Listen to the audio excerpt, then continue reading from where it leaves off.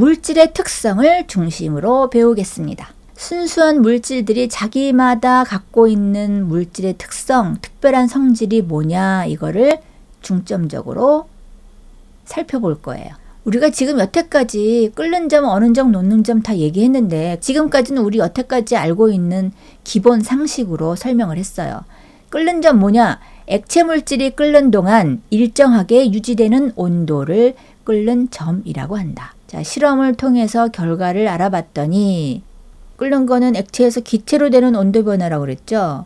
그러면 우리가 액체를 가지고 끓는 점을 살펴보는데 자, 가열을 점점 할수록 온도가 점점 올라가서 당연히 열을 받아서 액체가 지금 제목 보니까 에탄올이에요. 알고 계세요? 에탄올은 78도에서 기체가 되기 시작해. 그럼 열을 계속 줘도 78도에서는 온도가 변하지 않고 계속 그 열을 기체가 되고 기화가 되는 것으로 쓰기 때문에 온도가 일정했다. 자, 그러면 이 경사진 그래프 구간은 에탄올이 액체인 상태일 때고 지금 평탄한 구간은 액체도 아직 존재하면서 기체가 존재하는 두 개가 공존하는 구간이 되겠죠. 그럼 이번에는 액체 물질이 몇 개냐.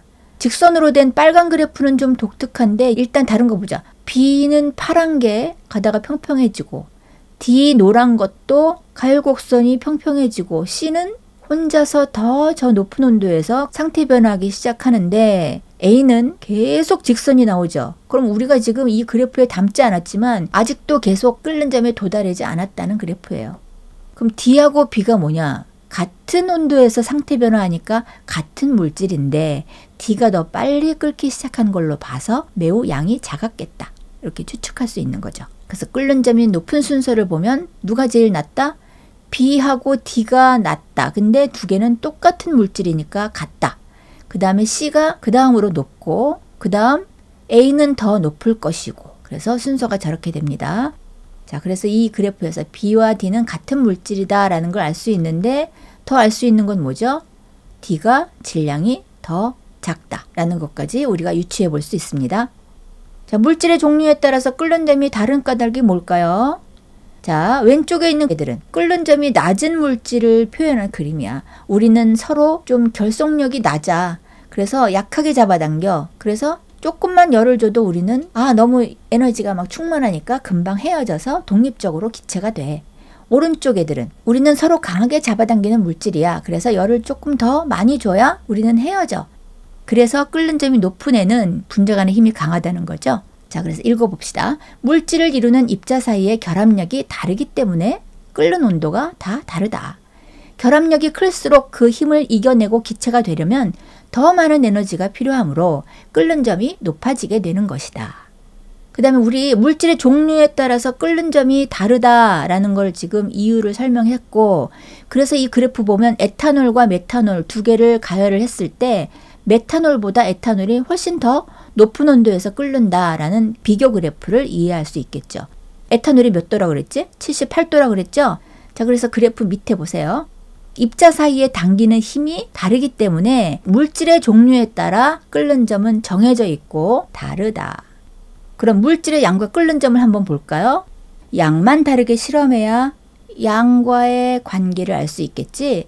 그래서 에탄올을 가지고 에탄올을 자주 사용하잖아. 얘는 78도에서 끓어. 근데 5ml와 10ml를 가지고 실험을 해보자. 근데 그래프 결과 보면 벌써 알 수 있죠? 같은 물질은 분자 간의 결합력을 끊는데 필요한 에너지가 같아. 그래서 같은 온도 78도 정도의 열 에너지를 줘야 얘네가 끓는다. 근데 양이 작으니까 5ml가 같은 조건에서 가열했을 때 더 빨리 끓지만 같은 78도에서 상태가 변한다. 그래서 맨 위에 봅시다. 같은 물질의 끓는 점은 양과 관계없이 항상 같다. 그래서 물질의 특성이다. 78도에서 끓는 액체가 있다면 얘는 무조건 에탄올일 것이다 라고 구분해서 알아낼 수 있다. 왜? 에탄올의 특성이니까. 자, 그래서 끓는 점은 물질의 특성이다 라는 얘기예요. 지금 우리 물질의 특성을 공부하고 있는 거죠. 어떤 물질을 구분하는 데 사용할 수 있는 그 물질만의 특별한 성질. 자, 끓는 점 실험을 그림으로 나타낸 것인데요. 우리 에탄올을 넣은 시험관은 얘가 기화가 잘 되는 애니까 고무마개로 닫아놓고 직접 열을 받지 않고 중간에 있는 그 물을 통해서 열을 전달받도록 실험 장치를 했어요. 그래서 에탄올이 끓기 시작하면 오른쪽 찬물이 담긴 시험관에 포집되도록 저렇게 실험 장치를 해놨더니 액체가 생겼어. 그거는 찬물에 의해서 기체 에탄올이 액체가 된 거죠. 이때 끓임 쪽은 뭐냐? 저렇게 작은 양을 가지고 액체를 끓일 때 끓임 쪽을 넣어야 액체가 갑자기 끓는 걸 방지해요. 이 상태 변화하는 거를 우리가 알아보기 위해 실험하는 건데 이게 갑자기 1초 만에 후다닥 끓어버리면 그래프 구간이 잘 나타나지 않겠죠. 그래서 천천히 끓으라고 넣는 게 끓임 쪽인데 초벌구이 도자기 조각을 사용해요. 근데 한 번만 구운 초벌구이 도자기를 넣고 사용하면 얘가 열을 대신 흡수해 가면서 액체가 빨리 끓는 걸 방지하는데 한 번 쓰고 나면 그 역할은 이제 이미 다 한 거야. 끓는 점의 특성 중에 압력과 끓는 점의 관계가 있는데 끓는 점이라는 건 원래 액체가 기체로 상태 변화할 때 바로 그 온도를 끓는 점이라고 그러죠. 근데 액체가 기체로 될 때는 공기 중으로 기화를 해야 돼요. 그러면 그 공기의 상태가 이 기체를 잘 받아들일 수 있느냐 없느냐가 중요한 조건이 되는 거야. 고체가 액체될 때는 용기 안에서 변해. 이 끓는 점은 특별히 압력과 관계가 아주 깊은데 대기의 압력이 크냐 작으냐에 따라서 끓는 점에서 기화가 잘 되나 안 되나 이게 결정된다 이거야. 자, 오른쪽 파란 박스 보세요. 액체가 기체가 되는 끓는 점에서 부피 변화가 매우 크기 때문에 압력과 끓는 점은 관계가 있다. 다른 온도는 압력과의 관계를 살펴보지 않아요. 자, 그래서 끓는 점과 압력의 관계. 자, 압력이 높아지면 대기가 크게 누르고 있으면 잘 못 끓겠죠. 그러면 더 힘이 세져야만 기화가 되는 거야. 그래서 끓는 점이 평상시보다 높아진다. 그럼 반대로 압력이 낮으면 기체가 날아오르는 거를 별로 그렇게 거부감 없이 허용을 잘해. 즉 물 같은 경우에 100도가 안 됐는데도 끓을 수 있다. 그래서 끓는 점이 낮아진다. 자, 두 개를 잘 이해했죠? 그래서 두 가지의 예가 뭐가 있냐면 압력밥솥으로 밥을 지으면 압력이 커져서 더 높은 온도에서 끓으니까 빨리 되고 속까지 금방 익어버리는, 그래서 밥맛이 좀 다르다 그러죠. 그러면 오른쪽에 그럼 밥을 하는데 반대로 높은 산에서 지으면 기압이 약해요. 공기는 지표면에 가까울수록 기압이 높죠. 높은 산에 갈수록 산소가 공급이 잘 안 되고 산소가 모자라는 그런 현상이 생긴다 그러지. 높은 산에서 밥을 지으면 낮은 온도에서 막 끓어버리기 때문에 쌀이 익기도 전에 다 끝나버려. 더 있으면 밥이 타버려. 그래서 잘 익지 않는다. 밥이 설익어버린다. 그러니까 왼쪽에 압력밥솥으로 밥을 하는 거와 높은 산에서 밥을 하는 거는 완전 반대되는 현상이죠. 그래서 압력이 높아지면 부피 팽창이 어렵기 때문에 끓는 점이 높아지고 압력이 낮아지면 부피 팽창하기가 쉬워서 낮은 온도에서 끓으니까 끓는 점이 낮아진다. 자, 그러면 또 다른 예를 볼게요. 깊은 바닷속에서 화산이 폭발하여도 바닷물은 끓지 않는다. 바닷속 땅속은 또 굉장히 깊잖아. 저 깊은 속에서 화산이 폭발해도 바닷물이 눌러주는 수압 때문에 기체가 되기가 어려워. 그래서 바닷물이 끓지 않는다. 자, 그 다음에 오른쪽에 뜨거운 물이 감압 용기 안에 공기를 빼면 물이 100도씨보다 낮은 온도에서 끓는다. 자, 요거는 그림으로 한번 보여줄게요. 감압 용기가 뭐냐면 저 그림 먼저 보세요. 왼쪽에 뚜껑이 막혀 있고 이제 이거 뚜껑을 피스톤처럼 움직일 수 있어요. 아래 뜨거운 물을 담아 놓고 피스톤을 위로 쭉 뽑아 올리면 공간이 넓어졌죠. 그러면 저 안에 기압이 낮아졌지. 그러면 저 뜨거운 물이 열을 가열하지 않았는데도 막 부글부글 끓어. 100도가 안 됐는데도. 그건 뭐냐? 그냥 기화가 되는 거야. 100도 미만에서. 기압이 워낙 낮으니까 기체가 막 되는 거죠. 자, 읽어보자. 감압 용기에 뜨거운 물을 넣고 공기를 빼면 물이 100도씨보다 낮은 온도에서 끓는다. 감압 용기 속 공기의 양이 줄어들고 압력이 낮아져서 물의 끓는 점이 낮아지기 때문이다. 이것도 압력과 끓는 점을 이용하는 거에 대한 실험 그림인데 이제 문제 형식으로 한번 보자. 읽어볼게.